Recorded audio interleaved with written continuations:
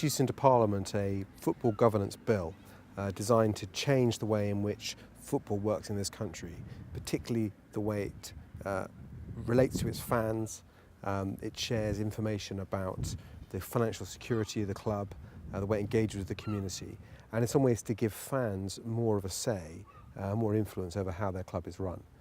I took part in an inquiry that was led by the House of Commons Select Committee for Culture, Media and Sport, which I was a member of, which looked at issues to do with football governance.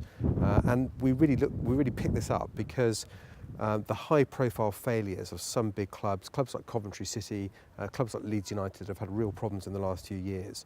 That really concerned us, and we wanted to see what we could do. So my football governance bill comes out of that inquiry, sets out some concrete measures for how we can improve the governance of football in this country. Specifically, it looks at 4 measures. The first is the ownership of clubs, to give real transparency of who actually owns a football club.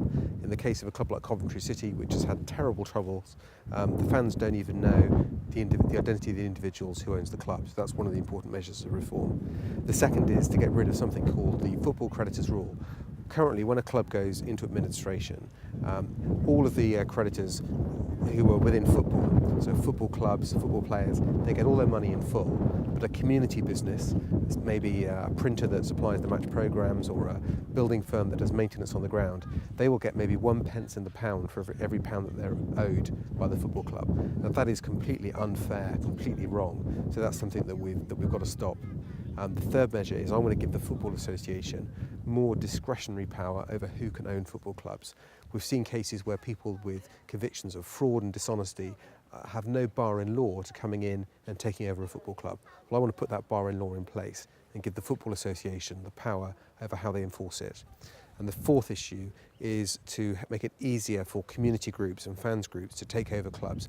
Currently, there are bars on community interest companies and community benefit societies taking over the running of a club, playing in the Football League or in the Premier League. I don't think those rules should be in place, and I think if we got rid of them, it would make it easier for fans groups to come together and put together the sort of organisation that could take over a football club.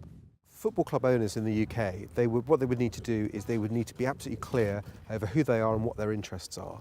This is important for a couple of reasons. Firstly, we have strict rules over club ownership so that there are no conflicts of interest. We don't have club owners that have got stakes in various clubs. That's quite important. There's lots of concern about gambling in football as well, and gambling interests, particularly overseas gambling interests. We don't necessarily want someone who's got big interest in gambling also having big interest in football clubs. We want to know about it if they do. We've also seen the case with Birmingham City, where their former chairman, Carson Young, has been found guilty of money laundering offences in Hong Kong. Now, we know that football is very open to abuse from people who are interested in laundering money. It's a cash business. The value of the assets is difficult to determine. How much a player is worth is very much open to interpretation. And there are concerns that people use owning a football club and buying and selling players around the world as a means to launder money. So it's very important we know what sort of people there are owning these clubs.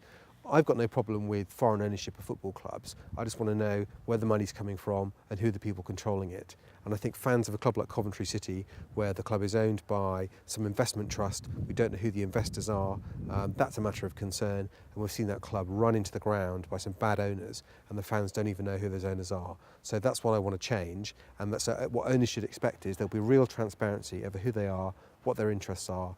And I think if you own a football club, I'd be really concerned about why you want to keep that a secret. Why is it that you don't want people to know you own the club? There's no other sector of business life in the UK which has had that level of financial failure. So it's right we think ahead and think, well, what happens when clubs do get into difficulties? It's a matter of fairness that everyone is treated equally, and that a local firm or the local St John's Ambulance Brigade that help out on match day, they don't see football players getting all their money when they get virtually nothing. But there's another really important part of it too, which is that if we get rid of this rule, we'll have real transparency, I think, again, over the finances of football clubs. Football clubs will have to be much more open with each other about how well they're doing and how much money they've got. At the moment, if you sell a player to another club, you're not too worried about whether they can really afford the transfer fee you've agreed, because you'll always get your money. The football authorities will make sure you always get paid in full, and whereas other businesses don't have that protection. Therefore, we don't really ask the question, can they afford it? You'll see more. I think we'll see the end of football transfer fees being paid in instalments, again, because clubs will want more certainty the money's really there. some players will question whether a club that's offered them a very attractive package to play for them, can they really afford it? At the moment, they don't have to worry about that because they know they will always get their money even if the club fails. So I think getting rid of these rules not only puts football on a par with other businesses in this country, it's not only fair for local suppliers, but it'll make clubs more responsible with each other, more open with each other. And it may help control what has been one of the big problems in football in this country, which is that clubs gamble huge amounts of money in the hope that they will move up the football leagues and win more prize money in the long run. And in making these big gambles, they risk failure, and many of them do financially fail. And it's the communities and the fans that are left to pick up the pieces when clubs fail in that way. So the next stages for the bill, I presented the bill to the House of Commons in April. It's scheduled for its next debate in June. Because we're coming to the end of the parliamentary session, that debate may take place now later in the summer. But the reason I've published the bill now is I want to get a debate going about the issues that are in the bill and how we resolve them. Football could solve these problems itself if it wants to, and I would be very happy with that. But I think the time has come for Parliament to step in if football won't sort out its own house. And there are some specific measures we could pass in an Act of Parliament with support from MPs right across the House that would do that. I've presented the bill so far. In presenting the bill, I can list 11 other MPs that support it. They are drawn from across the House of Commons, Labour, Liberal and Conservative MPs.